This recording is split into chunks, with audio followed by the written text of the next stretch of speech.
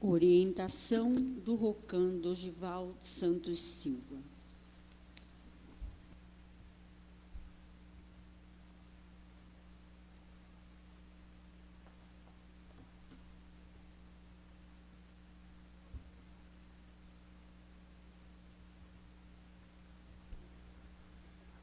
Bom dia a todos. Você mais parece não, o Ricardo já arrebentou. Gravem bem o namastê. O Deus que habita em mim, saúde o Deus que habita em você. Não vai fazer o cramunhão que habita em mim, saúde o cramunhão que habita em você. Né? Vai confundir, né? Primeiro, bom dia a todos, nesse dia tão especial, né?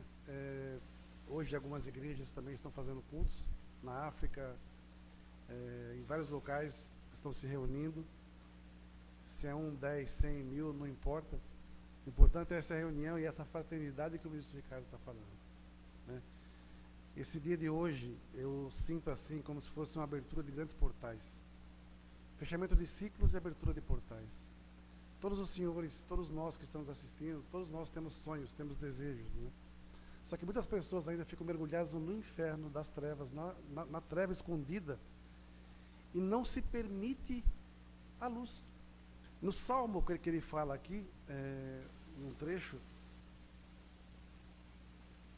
todo o silêncio das trevas foi de repente quebrado, um som forte e ruidoso agitou o mundo. Quando vocês entram num local escuro, que vocês não entram há muito tempo, quando vocês ligam a luz, o que acontece? Não sai bicho pulando, sai, né, um monte de coisa? Imagina dentro do nosso coração, se você permite que o seu coração fique nesse estado trevoso, o que vai acontecer? A luz tem que entrar. No começo vai ser chato, vai machucar, vai doer, né? Vai doer a vista de ver, mas limpa. O pó vai ser lascado, você vai tossir, você vai ficar todo limpa. Depois que limpou, é outro processo. É deixar pronto para receber aquilo que vocês querem. Se eu compro móveis novos para minha casa, a primeira coisa que eu faço para minha casa é pintá-la. Não é não? Dá um talento. Né? Porque senão o que vai acontecer? Você vai ter móveis bonitos numa casa feia. Objetivos grandiosos que muitos têm só vão se concretizar quando nossa casa também estiver limpa e pintada. Né? Por mais que a gente queira transformar o mundo, se eu não me transformar primeiro, como é que eu vou conseguir? A salvação é individual, é um por um. Nesse significativo dia para nós messiânicos, comemoramos o culto da celebração do Reino do Céu na Terra, ou como chamamos o paraíso terrestre. Estamos presenciando fatos que nos doem na alma. O aumento da purificação cada vez mais intensa, clima, perdas, doenças, guerras, conflitos, corrupção, etc. Meixo Sama nos diz em seus ensinamentos que poderá chegar a época onde seremos espectadores de tanta tragédia, cabendo a nós cuidados e darmos assistência a tanta gente sofredora. Não teremos tempo de comer ou dormir. Nesse momento atual, onde será que nós estaremos? Será que estaremos nos socorristas ou nos socorridos? Como o ministro Ricardo falou da purificação, né? Hoje não sou eu, mas amanhã pode ser. Dona Diva está aqui, foi uma guerreira, né? O esforço dela de vir, mesmo aqui pertinho, veio sozinha, porque nós tínhamos falado que ia buscar ela de carro, mas veio caminhando, cheio de ponta, mas está aqui. É esse esforço que as pessoas não entendem que gera a salvação. É esse esforço da busca da luz que gera milagre. Não é o coitadinho, ai Deus, não é o coitadinho. Coitadinho, o mundo está cheio. E todos vivem aonde? Em nível de inferno. Porque só sabem lamuriar, só sabem reclamar, só sabem pedir, não é? A culpa é do mundo, a culpa não é minha. Eu não tenho que mudar, quem tem que mudar são os outros. Não é bem assim. Né? A gente acompanha muitos casos, né? E nós vemos milagres, graças, e as pessoas às vezes não valorizam a graça que tem. Não valoriza. Quando você recebe, por exemplo, um diagnóstico de uma doença, o que você faz? Seu mundo acaba, né? Dá uma desabada, não é? E quando o cara erra o diagnóstico? Primeiro você sofreu, depois você viu que não era aquilo lá. Não é? Então, mas aí que tá. Será que foi milagre? Ou será que foi só erro médico? Não é? Nós podemos, muitas vezes, eu sempre falo isso, dormir em nível de inferno e acordar em nível de paraíso. Depende disso aqui, disso aqui. Pensamento, sentimento. Quando você fica mergulhado só em coisas negativas, você se transforma numa pessoa negativa. Ninguém consegue ficar perto de você. Se fala muito de encaminhar pessoas e fazer, tá bom, mas você só vai encaminhar pessoas através do quê? Do seu sentimento, do seu amor. Né? É a sua postura. Queremos mudar o mundo. Como? Como você vai mudar o mundo? Olha como é que está o mundo. Gente, aqui você vai encontrar a luz, pá, pá, pá, você vai tomar um monte de pedrada. Né? Pô, mas eu só queria ajudar. Eu só queria. Esse é o problema hoje. O mal está tomando conta de tal forma do mundo que se você falar uma coisa boa, você é criticado. Então, isso que o Ricardo falou da virtude oculta, talvez seja o nosso maior patrimônio. É você orar. Orar pela melhora do mundo, pelas pessoas, pelo seu bairro, pelos governantes, por isso, por aquilo, pela justiça, por isso, por aquilo. Comece a orar. Comece a criar um movimento de oração para que isso se transforme. Porque aí o negativo não vai saber de onde está vindo. Né? De onde está vindo. No ensinamento de hoje, o Espírito precede da matéria, Meixo Sama diz: a lei segundo a qual o Espírito precede da matéria rege o universo. E o ser humano também está subordinado a ela. Então, dependendo da posição espiritual, a pessoa mesma determina a sua própria felicidade ou desgraça. Eis a grande verdade. Outra conclusão evidente: se o espírito não tiver mérito para ocupar um lugar no céu, mesmo que se julgue agraciado, será aparente e temporário. Será um estado aparente e temporário. Ocorrendo, porém, aprimoramento e a consequente elevação espiritual, de repente, tudo poderá ser mudado. Quer dizer, as pessoas voltam ao nível em que se encontra agora seu espírito no mundo espiritual. Estava falando para a Lúcia agora há pouco, quando eu fui para o Japão. Durante um ano, eu cuidava dos jovens. E um ministro, até veio aqui,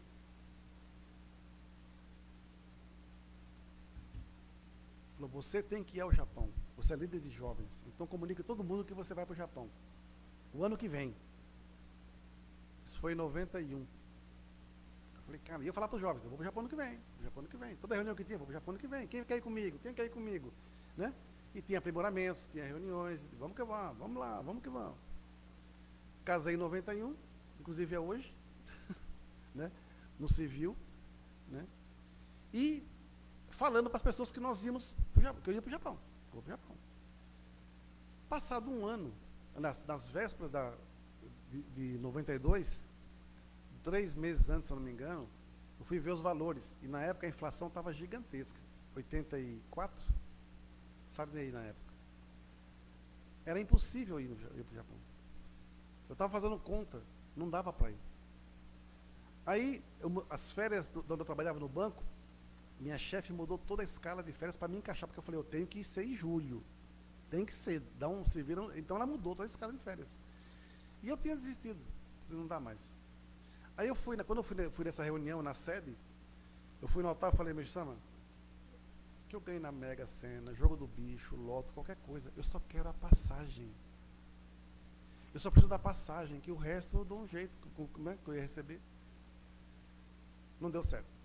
Aí fui trabalhar e tal, e no sábado nós estávamos mudando o nosso posto de serviço da FEPASA, que é a Sala São Paulo hoje, o posto do banco, de um lugar para outro. E teve que ser no sábado. A minha chefe era japonesa, os pais foram messiânicos, parecidos.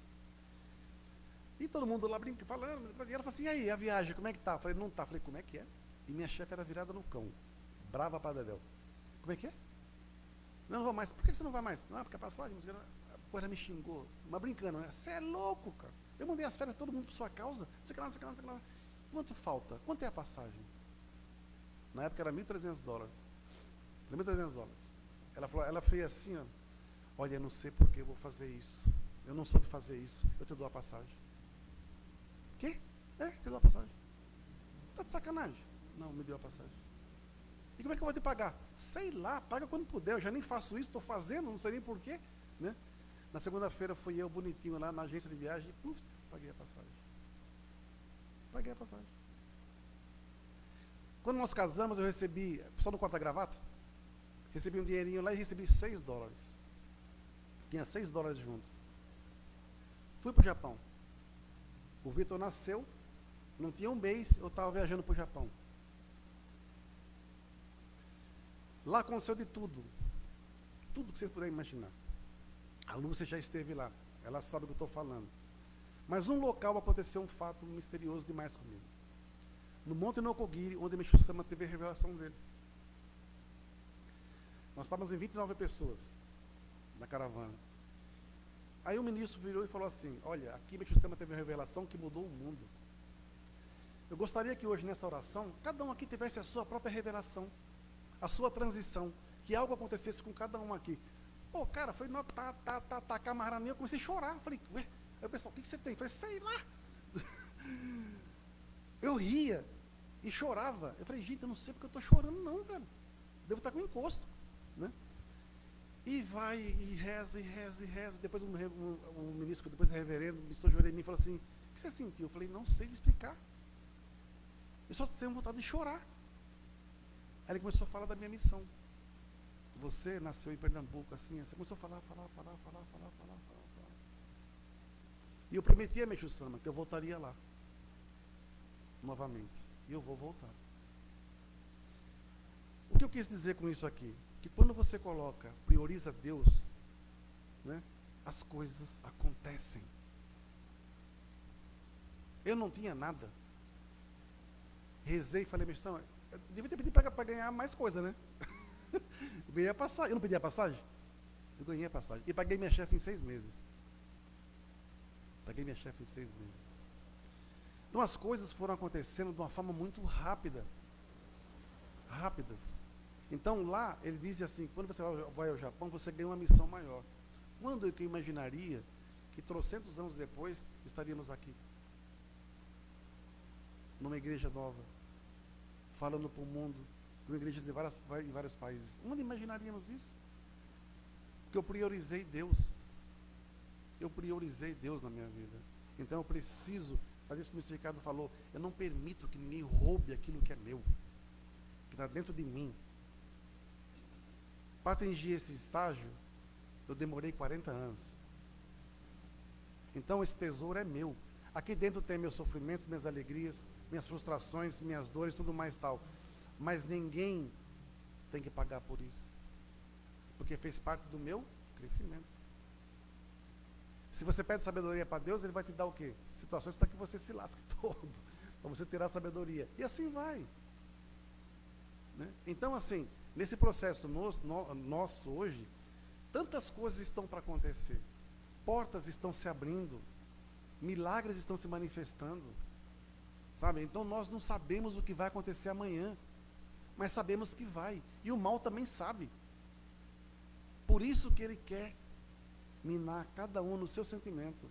Agora, se você dá brecha e abre o seu coração, vem, querido, vem aqui é a sua casinha, vou cuidar de você. Nós não podemos ser bonzinhos com o mal, nem tolerantes com o mal. Nós temos que ser, tudo isso, rígidos, pelo bem. Se algo vai me fazer mal, para que eu permito que se habite dentro de mim? Seja doença, miséria ou conflito. Né? Quando eu desembarquei em Cumbica, do voo do Japão, quando eu abri minha carteira, sabe quanto tinha? $6. Os 6 que eu comecei, foi os 6 que eu voltei. Por isso que quando você comunica algo a Deus, acontece. Porque eu falei com a minha alma para Deus. Eu não viajei para o Japão para satisfazer meu ego. Na época eu cuidava dos jovens, eu queria representar 1000 jovens lá. E na época, São Caetano, os jovens arrebentou. Nós éramos falados no Brasil inteiro. Porque nós não tínhamos medo de nada. Porque eu era o líder. E ninguém sabia os medos que eu tinha. Então eu demonstrava um medo uma coragem que ninguém imaginava que eu tivesse. Assim, mas eu tinha medo também. timidez, eu não conseguia falar em público, um monte de coisa. Mas eu enfrentei os meus medos e assim foi. Por isso, quando vocês, aquele que o Ricardo falou, não orem da boca para fora, não dediquem de qualquer jeito, não façam de qualquer jeito, faça por amor, velho. Coloque peso na sua missão. É um jorei? É uma oração? É uma oração. É um donativo? É a mesma coisa. Até o nome donativo está errado, sabia? Eu materializo o meu sentimento, a minha gratidão. Que a pessoa que dá donativo, esmola, parece isso, não parece? Muda o nome. É meu sentimento que eu estou colocando. Não importa se é um grão de arroz, não importa o que seja, é seu. É seu. É você e Deus e mais ninguém. Isso nos leva a refletir sobre nossa missão. Não temos mais tempo para desejos egoístas. O tempo está passando rápido e as faturas chegam sem dó nem piedade. Mesmo que não tenhamos feito coisas más nessa vida, de alguma forma, muitas pessoas estão passando por severas purificações. Muitas vezes questionamos até Deus sobre o porquê disso. Mas nesse momento, nesse mesmo ensinamento, o Meixo Sama nos responde: grande importância tem, por isso, a prática de virtudes, de bons atos e a permanente disposição para ajudar na salvação dos semelhantes. Dessa forma, ainda que alguém esteja infeliz, poderá elevar o seu nível através dos merecimentos resultantes de uma dedicação consciente, transformando-se assim em um ser pleno de vida verdadeira. Hoje nós estamos vendo como o mal quer dominar o mundo e que é necessário travarmos uma luta contra o mal. Vemos como ele o faz de muitos modos cruéis, com diversas formas de violência, mas também com a máscara do bem, e precisamente assim, destruindo os fundamentos morais da sociedade. O mal não está perdendo mais muito tempo com coisas pesadas, vamos dizer assim. Porque guerra, a gente sabe como é que é. Roubo, a gente sabe como é que é. Corrupção, sabe como é que é. Mas o mal está agindo como agora? Está se mascarando de bem. Lobo na pele de cordeiro. E isso as pessoas não prestam atenção. Eu sempre falo, não é qualquer pessoa que entra na sua casa. Não é qualquer pessoa que entra na sua casa. Nem todo mundo que bate nas suas costas é seu amigo. Nem todo mundo que você conta seu sucesso, suas vitórias, fica feliz. Né? Então, tem certas coisas que nós temos que guardar. Tem até um pessoal da internet que fala, né? Quando eu ficar rico, vocês vão ver os sinais. Né? Então, quando as coisas acontecerem, as pessoas vão ver os sinais. Nossa, o que aconteceu com você? Tá bem, né? Graças a Deus. Mas qual o segredo? Fé. Fé. Fé? Só rezando? Não. Eu rezo e pratico. É oração. Orar e agir. Que se só rezar desse alguma coisa, a Índia estava beleza. Né? Então, orar e agir. Oração. Os milagres estão assim, ó, pipocando. Aqui tem pessoas que estão esperando graças para acontecer. Sabe, eu acompanho casos, eu acompanho coisas, eu sei o que está acontecendo. Tem gente que está só por um fiapinho, para explodir de felicidade. Mas sempre comunica, reverendo, ora aí, ó, tá assim, assim, assado, tá, vamos rezar. Reverendo, assim, assim, assado. Comunica. Porque quando comunica o seu sofrimento, as suas alegrias, eu comunico aqui no altar. Eu sou apenas um, como é que falo? Não é que eu sou intermediário, mas eu manifesto perante Deus, para Deus, aquela pessoa está ali, me chama, dá um empurrãozinho ali, dá coco, se vira nos 30. Então é isso que nós temos que entender, é esse processo. Né? Afirmar que o mal quer dominar o mundo equivale a reconhecer que a obra de Satanás visa conquistar todo mundo e age muitas vezes de maneira dissimulada para alcançar com maior facilidade seu objetivo de tornar mundano o sagrado perante a humanidade. Tornar as coisas sagradas de Deus como fúteis e desnecessárias, tornando a busca pela matéria mais importante do que se unir ao sagrado para tornar-se uno a Deus Supremo. Tem pessoas que estão transformando o sagrado em mundano. Não é assim. Não é assim.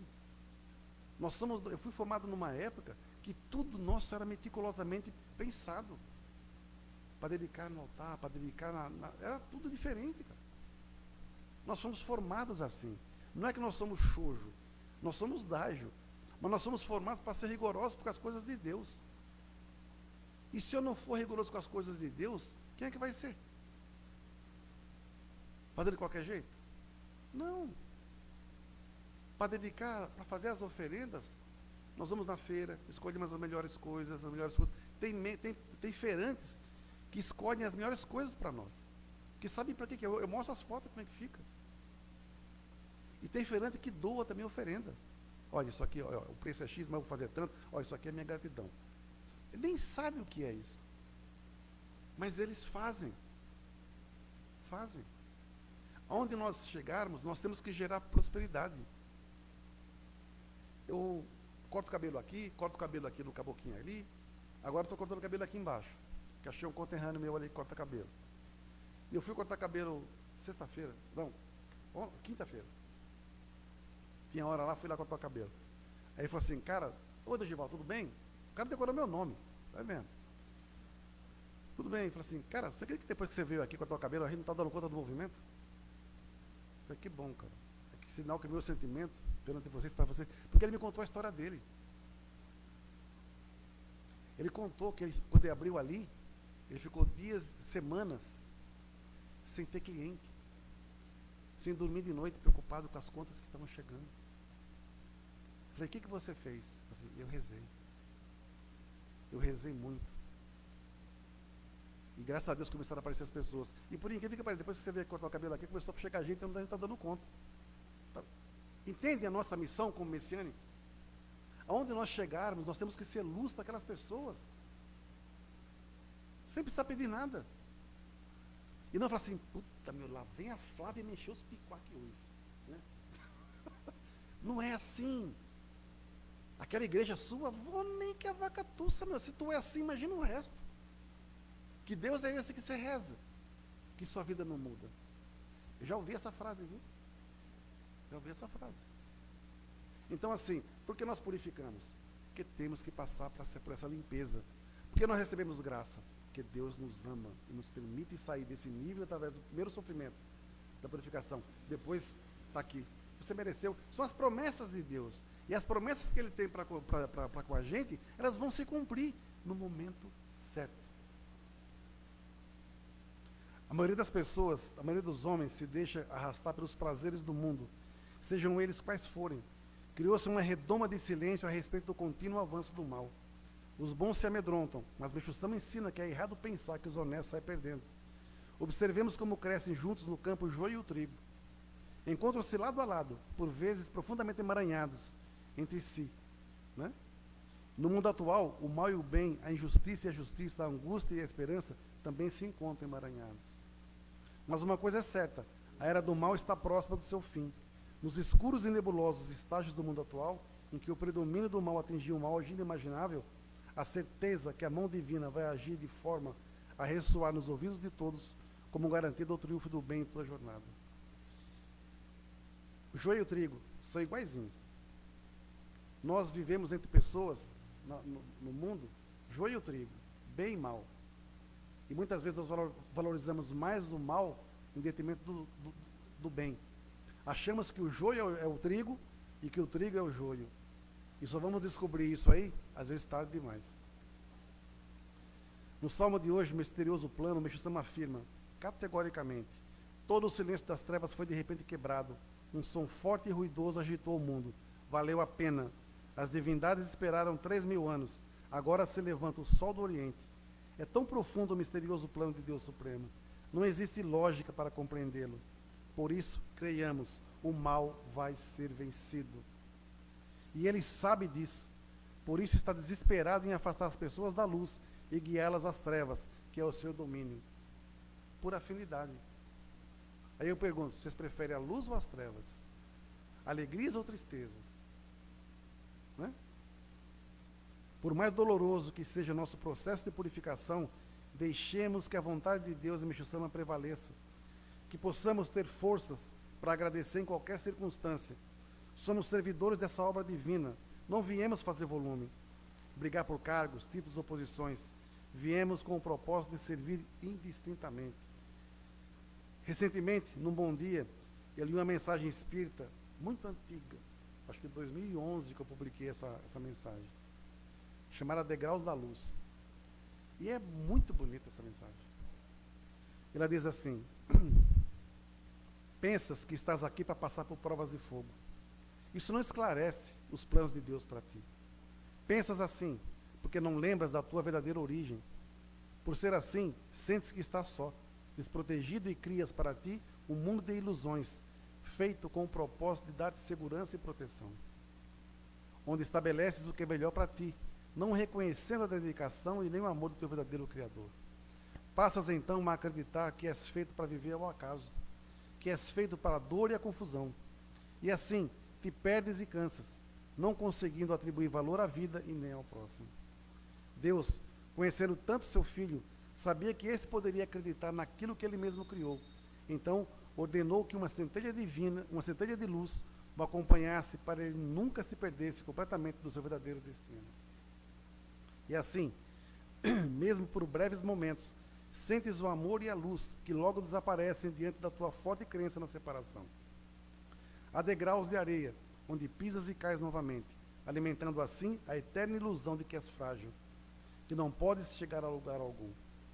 E aos degraus de luz, que pisas e a tua alma salta ao encontro de Deus, alimentando a eterna segurança de que és abençoado e protegido num casulo de paz e inocência. A ti é concedido o discernimento preciso das situações. Saberás que escolheste errado quando não sentires paz. Opta pela luz e sentirás teu ser restaurado no reconhecimento daquele que te abençoou eternamente. Não tem a ver com o culto de hoje? Por que essas coisas aparecem no momento certo? Não é? É porque o nosso sentimento, o nosso sono está ligado com Deus. A preparação que nós fizemos essa semana aqui, limpando tudo, limpando o ventilador, limpando tudo, foi com o objetivo do quê? De criar essa atmosfera espiritual para esse culto. Todo culto nós fazemos isso, mas não como foi feito dessa vez. Mas o principal é, eu sabedor que estamos passando por um processo de transição. Tem um ciclo findando e tem um novo ciclo se iniciando. Eu quero estar bem nesse novo ciclo. A igreja vai estar bem nesse novo ciclo. As pessoas, os membros vão estar bem nesse novo ciclo. Então, é essa preparação que eu gostaria que os senhores também tivessem. Cuidado com o pensamento, com o sentimento e com as palavras. Não é? Tudo do mal entra por isso, cara. Sentimento, palavras e ação. Então, é cuidado. Você descansa. Estou cansado, vou descansar hoje. O mal não. O mal não. Ele quer sua brecha. Que esse culto de hoje seja o marco de uma grande mudança em nós. Que possamos fazer a transição das trevas à luz e sermos reconhecidos como cavaleiros de uma grande revolução espiritual. Que sejamos os guerreiros da luz, verdadeiros sacerdotes da salvação. Que Deus e Meixo Sama sejam nossos guias nessa jornada. Que nosso coração seja limpo e torne-se um coração servidor. Tá bom? Vamos ver que Deus nos prepara. Eu rezo muito todo dia. Hoje na comunicação eu fiz a mesma coisa. Que as portas se abram para todos nós. E que cada um possa tomar posse daquilo que tanto almeja. Isso não tem idade, não tem cor, não tem sexo, não tem nada. Isso aí é merecimento de cada um. Né? Então vamos nos preparar para colher. Né? Obrigado a todos, boa missão.